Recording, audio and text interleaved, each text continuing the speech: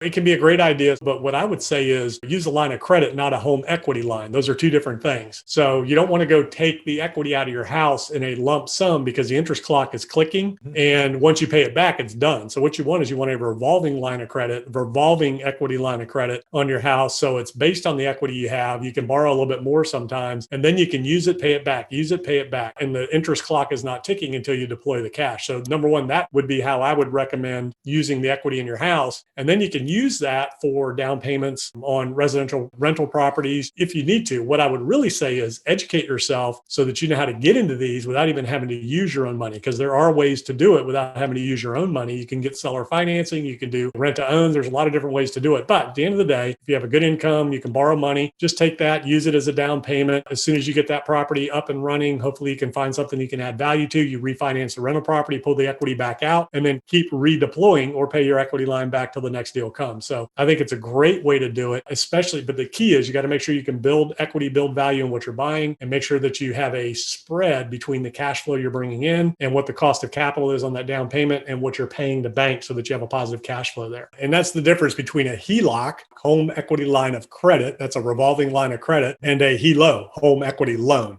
So what happens is when people take out home equity loans, they generally don't pay them back because that money's deployed, it's out there, and they just kind of leave it out there. But with the line of credit, it kind of incentivizes you more to kind of pay it back because you can use it, deploy it, use it, deploy it. And you can use it to flip, which is your chunker strategy. Go buy, renovate, sell, and compound that investment and then build your own nest egg. That way you can use it for the buy and rent, refinance, repeat strategy, the BRRRR strategy. So there's a lot of different ways you can use that home equity line. But one of the best ways is to use that to flip and build your cash reserves and then invest those into long-term properties that you can hang on to for cash flow if that's what you want to do. And then you can use it like I did starting out to fund and or grow your business. So I used a home equity line of credit early on in my career. It was only 20 grand, but it was something.